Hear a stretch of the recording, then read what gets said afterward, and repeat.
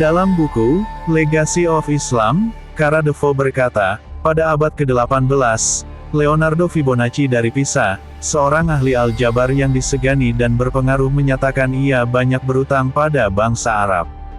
Dia berkunjung ke Mesir, Suriah, Yunani, dan Sisilia dan mempelajari metode Arab yang diakui lebih baik dari metode Pythagoras, dan menyusun Liber Abaci, dalam 15 bab, yang sisanya mengenai kalkulasi aljabar. Leonardo menghitung 6 kasus persamaan kuadrat seperti yang diajarkan Al-Khwarizmi.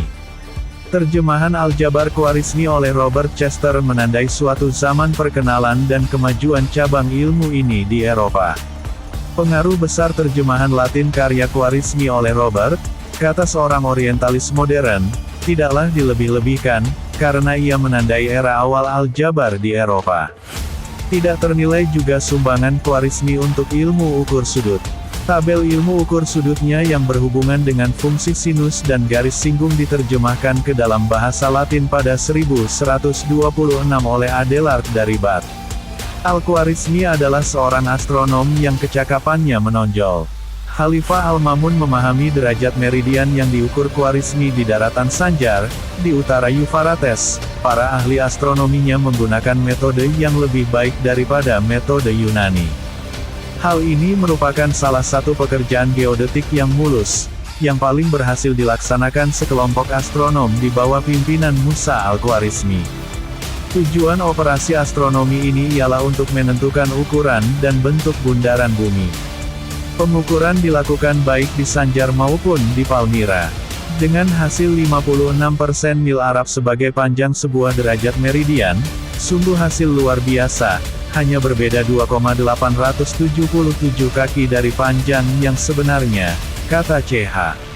Nalino. Hal itu membuat garis tengah bumi menjadi 6.500 mil, dan kelilingnya 20.400 mil. Muhammad bin Musa Al-Khwarizmi, seorang jenius yang mahir dalam sejarah Islam, juga menerjemahkan Siddhanta, atau tabel India beserta ulasannya.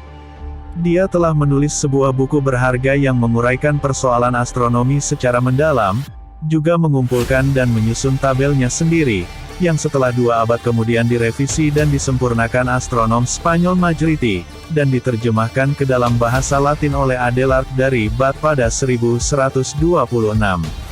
Ia menjadi dasar bagi ilmuwan sesudahnya yang berkecimpung dalam penulisan astronomi, baik di timur maupun di barat, menggantikan semua tabel Yunani dan India. Tabel ini juga diadaptasikan di Cina, termasuk nilai-nilai ilmu ukur sudut, serta fungsi sinus dan garis singgung tangan, yang memiliki kesamaan dengan kecenderungan penulis-penulis terdahulu ketika ilmu ukur sudut belum memperhitungkan subjek yang terpisah. Dia menulis 2 buku astrolabel, yaitu, Kitab Al-Amal bin Asturlab, dan Kitab Amal Al-Asturlab. Yang pertama tentang cara penggunaan astrolabel dan yang kedua berhubungan dengan seni membuat astrolabel. Kifti telah menyinggung buku pertama. Dia juga menulis Al-Ruhama, buku tentang penentuan waktu melalui bayangan matahari, yang kini sudah punah. Khwarizmi juga mempelajari sisi praktis astronomi. Menurut Abu Mashar, seorang astrolog terkenal, dia menyelidiki sampai berapa jauh hubungan tanda kelahiran Nabi Muhammad SAW, dengan masa depannya sebagai seorang pemuka umat.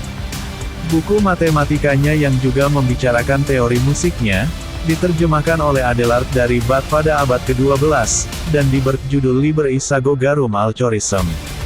Buku ini berisi bab tentang musik. Melalui terjemahan bahasa Latin ini, pandangannya mengenai musik dibawa ke Eropa, dan menurut Philip K. Hitti, merupakan perkenalan musik Arab yang pertama ke dunia Latin. Al-Khwarizmi juga seorang ahli ilmu bumi yang berprestasi. Bukunya, Kitab Surat Al-Ard, buku mengenai bentuk bumi, menjadi dasar ilmu bumi Arab. Naskah buku ini disimpan di Strasbourg, Jerman. Abdul Fida, ahli ilmu bumi terkenal, menyebutnya sebagai Kitab Rasm Al-Rub Al-Mamur, buku yang menggambarkan bagian-bagian bumi yang dihuni manusia. Buku ini dihiasi peta-peta, dan terjemahan Latinnya disunting oleh C.A. Nalino, yang menyatakan, Tidak ada orang Eropa yang dapat menghasilkan karya seperti ini pada permulaan aktivitas ilmu pengetahuan. Belakangan, von Mazik menerjemahkan dan menyunting buku ini disertai catatan tertentu tentang bagian yang berhubungan dengan Afrika. Buku ini mengoreksi dan menyempurnakan aneka fakta dan pendapat yang sebelumnya dijelaskan Ptolemy. Khwarizmi menulis buku sejarah, Kitab et-Tarikh, yang menjadi sumber bagi Masudi dan Tabri. Kisah perjalanan kembalinya Khalifah Ma'mun ke Baghdad, yang ditulis oleh Tabri, mungkin diambil dari buku ini. Dalam kitab Al-Firis Ibnu Al-Nadim, kita temukan sejarah singkatnya, bersama dengan karya-karya tulisnya. Al-Khwarizmi menekuni hampir seluruh pekerjaannya antara 813 sampai 833, setelah Islam masuk ke Persia. Baghdad menjadi pusat ilmu dan perdagangan, dan banyak pedagang dan ilmuwan dari Cina dan India berkelana ke kota ini, yang juga dia lakukan. Dia bekerja di Baghdad pada sekolah kehormatan yang didirikan oleh Khalifah Bani Abbasiyah Al-Ma'mun, tempat ia belajar ilmu alam dan matematika, termasuk mempelajari terjemahan manuskrip Sanskerta dan Yunani. Pada bukunya, Kalkulasi dengan Angka Hindu, yang ditulis tahun 825, memprinsipkan kemampuan difusi angka India ke dalam perangkaan Timur Tengah dan kemudian Eropa. Bukunya diterjemahkan ke dalam bahasa Latin, Algoritmi de Numero Indorum, menunjukkan kata algoritmi menjadi bahasa Latin. Beberapa kontribusinya berdasar pada astronomi Persia dan Babilonia, angka India, dan sumber-sumber Yunani. Sistemasi dan koreksinya terhadap data Ptolemes pada geografi adalah sebuah penghargaan untuk Afrika dan Timur Tengah.